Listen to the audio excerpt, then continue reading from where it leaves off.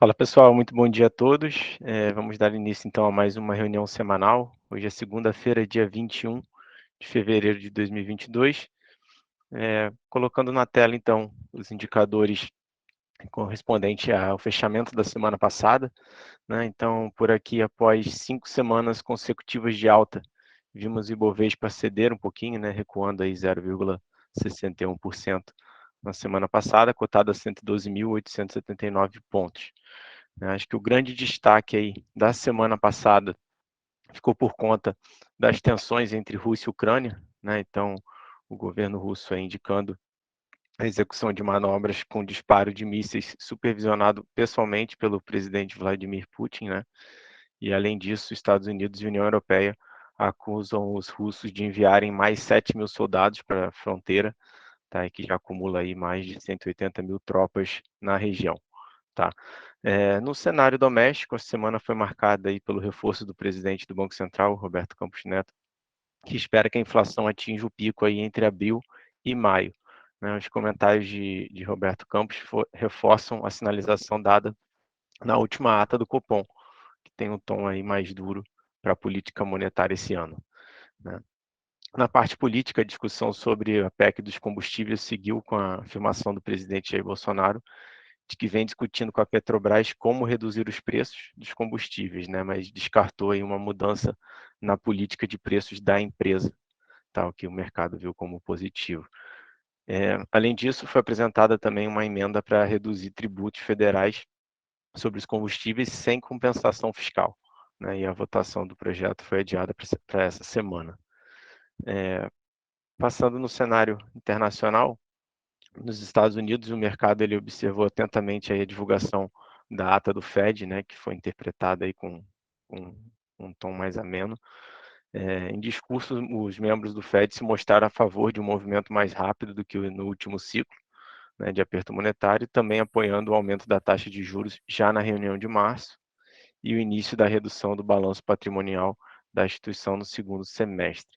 Tá? Os indicadores econômicos do país desde o início desse ano reforçam aí a prontidão do Fed para agir, né? A gente teve criação de novos postos de trabalho e também vendas no varejo vindo bem fortes em janeiro. Tá? Já na China, Hong Kong apresentou aí avanço de mais de 500% no número de casos de Covid-19 na última semana, o que gerou anúncio de novas medidas de restrição por lá, né?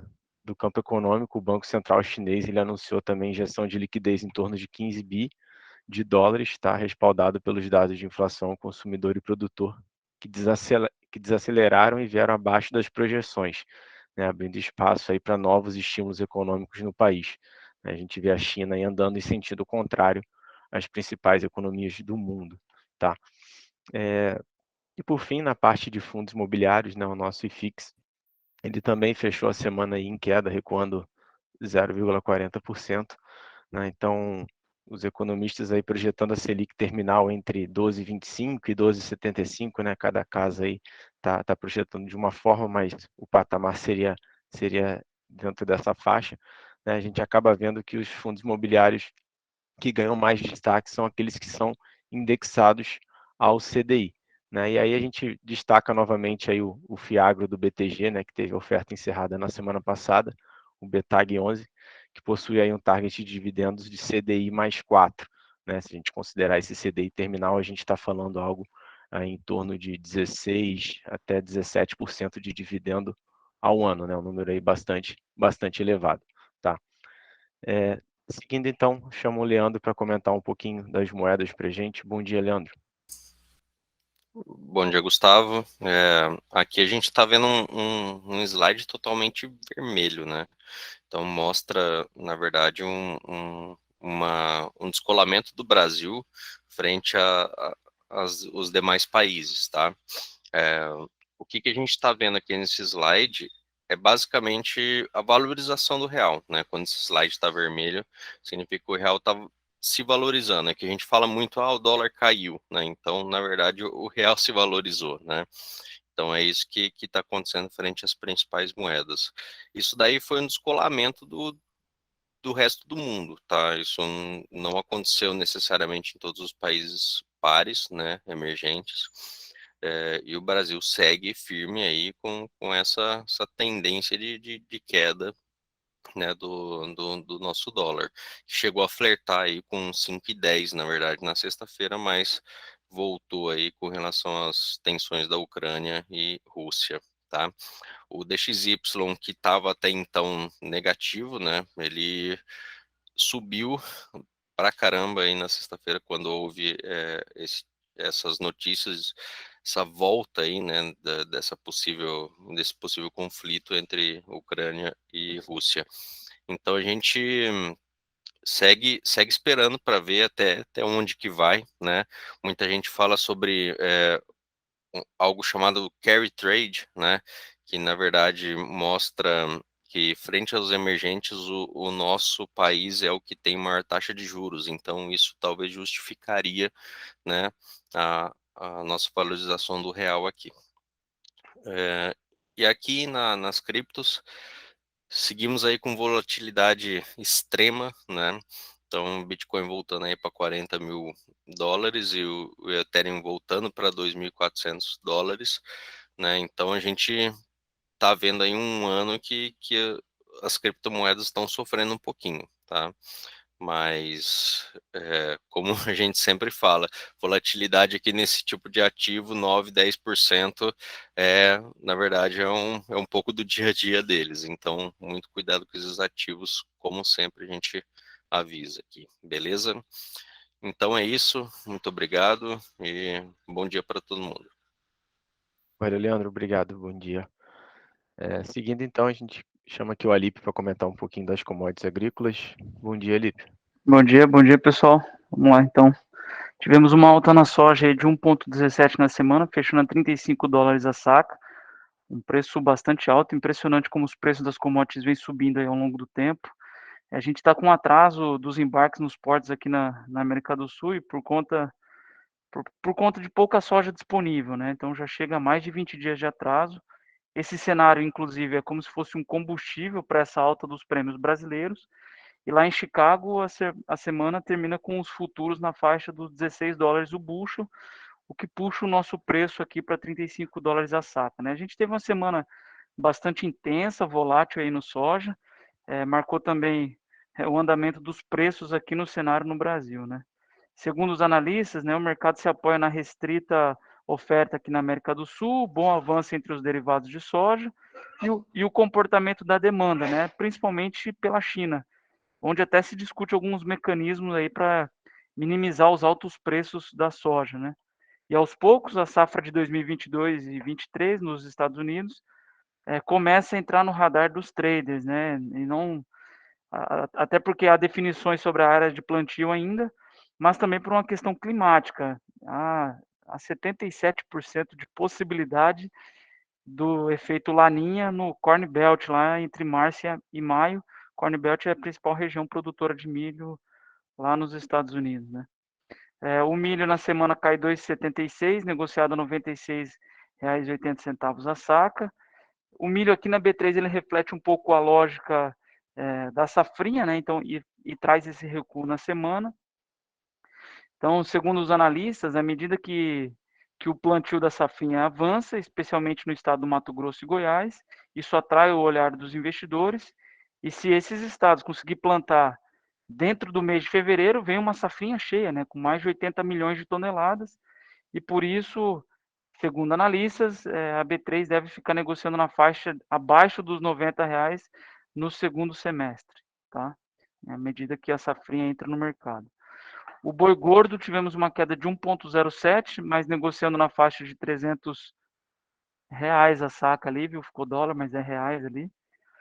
O boi CPE, que é o boi físico, ele segue negociando acima dos R$ 330 em 2000, acima dos R$ 330 arroba, e o abate em 2021 foi o menor nos últimos 17 anos, né? Então, desde o início deste ano, de 2022, os valores da arroba do boi seguem negociando acima dos 330 no mercado físico. Já na B3, negociando acima dessa faixa de 300. Se vocês olharem o gráfico, segue andando de lado, né? Mas os dados seguem o mesmo, baixa oferta, baixo número de gados em fase de terminação. Por isso o preço nesse patamar, tá? E o café, uma queda de 1,07 na semana, negociado a $300 a saca. Desculpa, foi eu que inverti ali, né? O café e o boi, $300 a saca. O café ele teve uma semana marcada pelos estoques que foram divulgados, chuva intensa no Brasil, isso trouxe uma queda de mais 400 pontos na última sexta-feira lá fora, né? Então, nova queda no exterior, deu suporte durante essa semana. Na última sexta, de acordo com os analistas, o café foi pressionado por chuvas aqui no Brasil, mas aqui o cenário continua sendo de preço firme até pelo menos o início da colheita, né? Então, as chuvas das últimas semanas elas foram positivas, trazem alívio em relação à produção no ano que vem, e os fundamentos seguem os mesmos, então. Boas chuvas nos cafezais brasileiros dão esperança de uma maior safra em 2023. Tá bom? Então, é isso, pessoal. Uma boa semana aí para todos. Valeu, Lívio, obrigado. Continuando então, o Diego vai comentar um pouquinho das demais commodities para gente. Bom dia, Diego. Bom dia, Gustavo. Bom dia a todos. Vamos lá.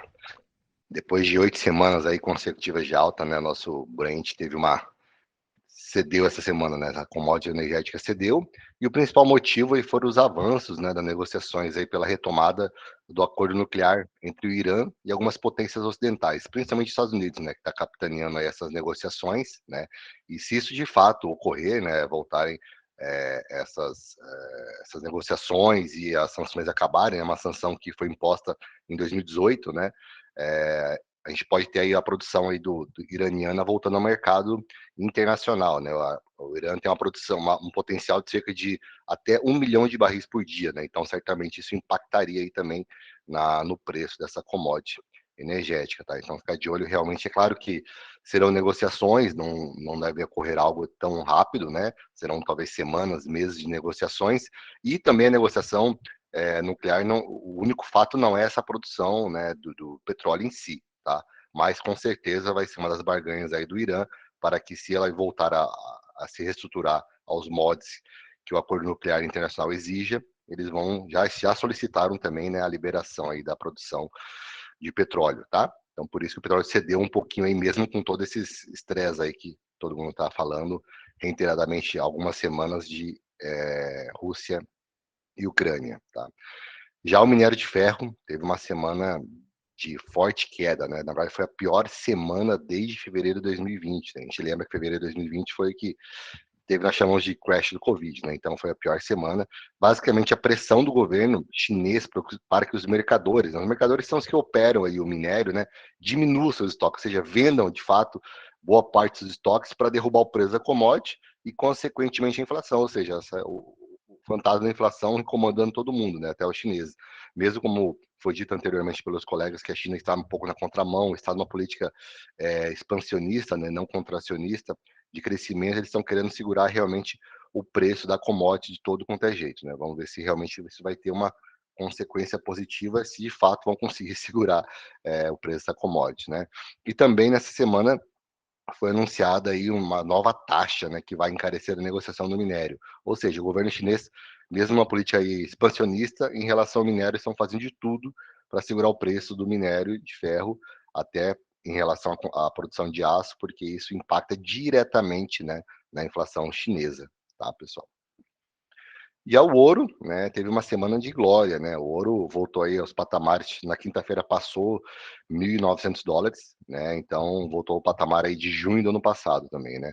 Mas basicamente essas mensagens aí desencontradas que se refere à Ucrânia, com supostos bombardeios no leste da Ucrânia, e ao mesmo tempo os Estados Unidos afirmando, né, que a Rússia está ampliando suas tropas, mesmo Moscou falando que não está, que está retirando tropas parciais, ou seja, todo esse desencontro de informações, né, sobre essa possível invasão russa, né, gera cada vez mais incerteza e esse medo, digamos assim, né, desse real conflito, dessa real escalada militar russa. Então, o mercado como um todo aí fez com que o ouro, né, aquela commodity, aquela famosa válvula de escape tradicional, tivesse uma apreciação considerável na semana, voltando aos patamares de $1.900, tá, a onça. Então, um patamar bem interessante, tá? Pode passar, por favor, slide. Agora, falando um pouquinho sobre nossos juros futuros aqui no nosso Brasil, né? As taxas de juros, né, como mostra o slide aí, fecharam a semana em queda em todos os vértices, né, de juros, um pouquinho mais forte no vértice mais curto, tá? A gente teve aí dias de agenda doméstica bem esvaziada na semana passada, né? E o movimento foi aí atribuído por um certo arrefecimento nas tensões da semana passada, né? Um alívio parcial geopolítico, até porque mesmo essas incertezas ainda não houve uma pressão tão grande de possível invasão, é mais a incerteza. E essa melhora no câmbio também devido ao fluxo de estrangeiro e sinalizações dessa desistência da PEC dos combustíveis aí corroboraram para que tivéssemos esse arrefecimento, né? Então, se nós formos olhar a curva de juros, tirando esse calombinho, né, nós temos um vértice mais curto nessa alta, a curva como um todo a partir de 2024, 2025, ela está flat, né? Ela está bem estável nesses patamares aí, médio de 11,40 de juros futuros de 2025 até 2031. Está muito próximo, a curva está bem flat, né? Já em relação aí noticiários dessa semana, o que esperar, né? No cenário internacional, o destaque vai para o PCA de janeiro, que é basicamente o índice de preço das despesas de consumo pessoal nos Estados Unidos, né? Na verdade, a medida preferida do Fed, né? Então, ficar de olho em relação a esse índice. Além disso, aí na semana a gente vai ser marcada por dados de atividade nos Estados Unidos e pela inflação de janeiro na zona do euro. E aqui no Brasil, né, o destaque vem com a prévia da inflação de fevereiro, ou o famoso IPCA 15, né?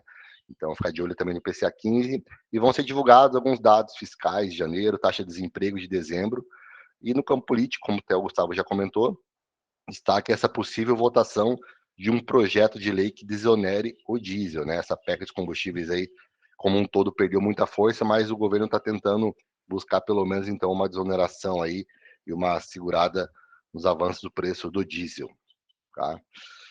Por hora é isso, pessoal. Boa semana a todos.